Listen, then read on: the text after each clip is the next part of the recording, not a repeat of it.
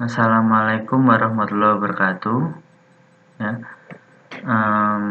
sebelum kita memulai pelajaran kita hari ini, alangkah baiknya kalau kita berdoa terlebih dahulu sesuai dengan kepercayaan masing-masing.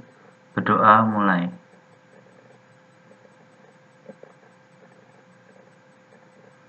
Berdoa selesai. Ya. Saya harap kabar teman-teman saat ini masih baik-baik saja dan tetap jaga kesehatan. Sebelumnya saya mohon maaf untuk karena suatu hambatan kita tidak bisa melakukan pelajaran secara langsung bertatap muka. Jadi untuk penggantinya kita gunakan media pembelajaran video seperti ini. Ya. Untuk pelajaran kita hari ini kita akan mempelajari apa itu remote server. Untuk pertemuan kita kali ini diharapkan untuk teman-teman bisa paham mengenai konsep-konsep dari remote server ini. Remote server atau kerap disebut juga remote access. Untuk prakteknya sendiri dari remote access di kehidupan nyata itu cukup banyak. Yaitu misal kita kerja di suatu tempat yang cukup jauh, yaitu di Semarang, sedangkan kita di Solo. Kita bisa langsung mengakses komputer yang kita gunakan di Semarang tanpa kita harus ke lokasi. Kita bisa mengendalikan komputer kantor kita yang di Semarang dari rumah, dari tempat lain. Mungkin pas kita ada panggilan dinas ke luar kota seperti di Jakarta atau di Bandung, kita bisa mengendalikan komputer kantor kita yang di Semarang dari sana. Seperti itu. Cukup luas untuk penggunaan dari remote server tersebut. Ya, daripada lama-lama kita lanjut aja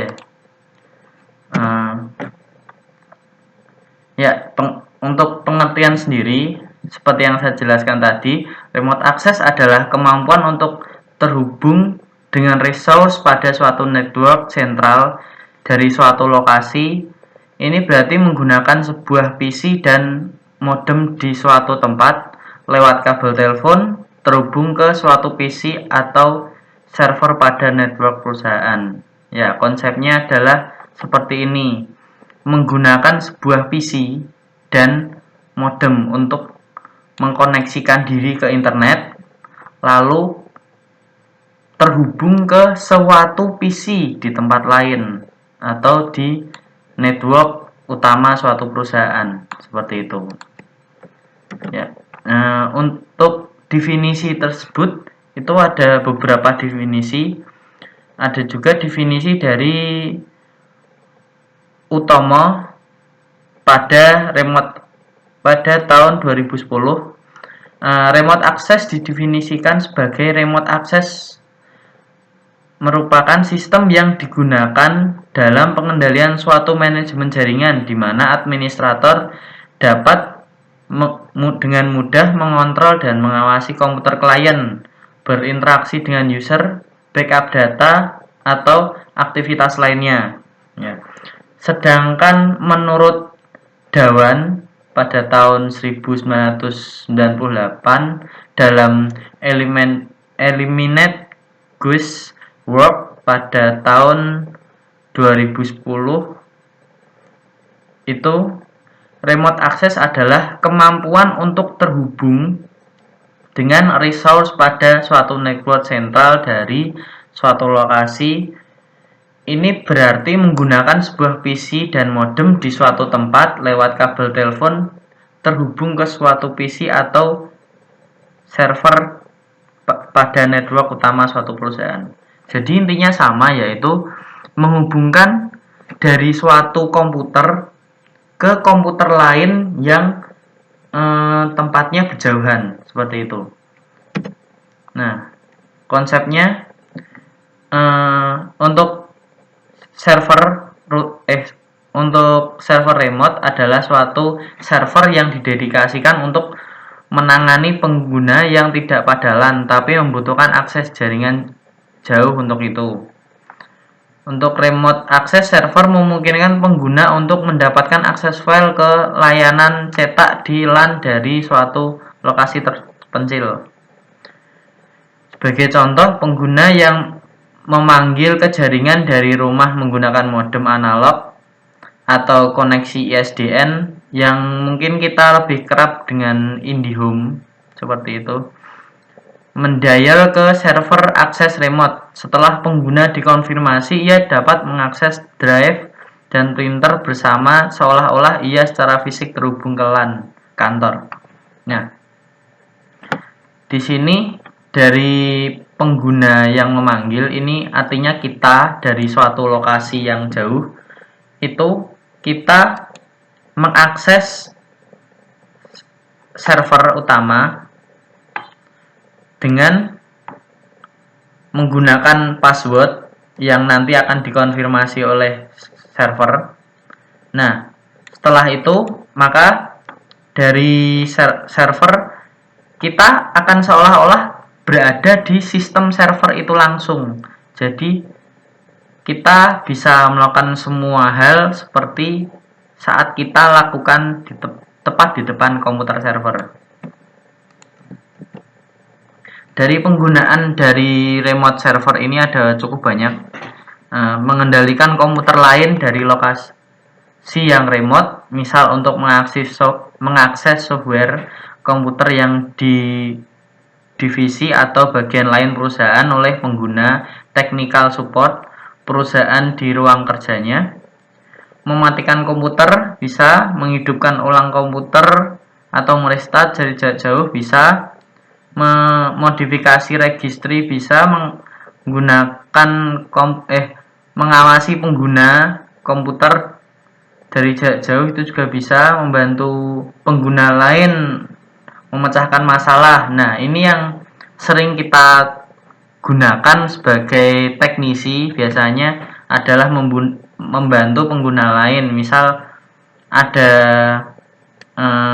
suatu masalah dia, ini softwarenya kok nggak bisa jalan ya, nah daripada kita ke tempatnya yang orang bermasalah itu, kita langsung aja kendalikan komputernya dari tempat kita, terus kita memecahkan masalahnya. Oh mas, ini masalahnya karena ini, itu bisa. Saya udah beberapa kali mencoba untuk yang penggunaan yang ini, untuk mengawasi penggunaan program berjalan atau internet dari jarak jauh, pemeliharaan komputer dari jarak jauh, sharing resource dari jarak jauh. Nah, untuk sharing resource ini bisa banyak hal, misal untuk kita berbagi printer, berbagi scanner, dan mungkin masih banyak lagi lah. Mungkin berbagi LCD proyektor misal saat kita meeting itu juga bisa. Ya, untuk sejarah sendiri dari remote access itu dimulai di pertengahan tahun 1080-an ketika komputer atau PC mulai populer. Beberapa sistem komputer mulai berpindah dari model mainframe dengan banyak terminal. Nah, berikutnya pada tahun 1090-an, perusahaan-perusahaan yang punya kantor pada lokasi terpisah mulai memikirkan cara untuk pertukaran informasi, ditambah dengan ukuran PC yang semakin kecil, yang konsep mobile. Jadi pada tahun ini sudah ada yang namanya netbook atau notebook gitu, masih kecil. Jadi yang penting itu adalah sebuah PC yang diringkas untuk saat itu. Kemudian salah satu alasan mengapa teknologi remote access menjadi salah satu pasar dengan pertumbuhan tercepat adalah pertumbuhan jumlah komputer notebook dengan kemampuan tinggi yang luar biasa. Tren ini memungkinkan semua orang Tren ini memungkinkan kemampuan orang-orang yang lebih banyak berada di luar akses ke jaringan network utama. Selain itu, penurunan harga modem dengan kecepatan tinggi yang memungkinkan komunikasi remote menjadi suatu option untuk siapa saja. Nah, dari sini kita sudah bisa melihat ini optionnya itu siapapun sekarang itu udah bisa melakukan remote access. Sekarang udah banyak software-software yang digunakan untuk melakukan remote access sendiri. Nah, untuk siapa sih yang biasanya pakai remote access? Itu adalah penggunanya biasanya aplikasi yang banyak menggunakan remote access itu aplikasi pertukaran surat elektronik, email gitu. Email itu sering pakai yang namanya remote server. Transfer file itu juga untuk akses database, remote scheduling, remote printing. Nah, remote printing ini salah satu yang saya jelaskan tadi, yaitu sharing resources. Itu jadi kita punya di kantor cuma ada satu printer, sedangkan di kantor itu ada 10 karyawan gitu, bisa semua 10 karyawan itu pakai satu printer saja dengan 10 komputer. Itu namanya remote printing, itu bisa. Untuk manajemen jaringan network bisa. Nah, untuk industri-industri yang membutuhkan itu biasanya perusahaan telekomunikasi, real estate, keamanan finansial, arsitektur, akuntansi, medis, meliputi rumah sakit dan sistem informasi medis, perusahaan pengiriman dan pengangkutan, perusahaan asuransi, dan provider internet. Ya. Nah, dari sini teman-teman sudah belajar mengenai konsep-konsep dasar dari suatu remote server ini. Nah, intinya adalah remote server adalah suatu metode yang digunakan untuk kita mengkoneksikan satu komputer dengan komputer lain, seolah-olah kita mengendalikan komputer lain secara langsung, seperti itu. Nah, bila teman-teman mungkin masih ada yang kurang jelas atau pertanyaan, mungkin bisa komentar. Nanti insya Allah akan saya tanggapi. Jika saya kurang tahu dengan jawabannya, nanti akan saya cari tahu dulu, atau kita mungkin bisa sharing-sharing untuk siapa tahu kalian ada solusi yang lebih baik. Ya. Untuk pertemuan hari ini ya seperti itu dulu. Untuk pertemuan minggu depan atau pertemuan selanjutnya kita akan membahas tentang metode-metode remote server. Remote server itu metodenya ada berapa sih? Nah, itu nanti kita bahas di pertemuan selanjutnya.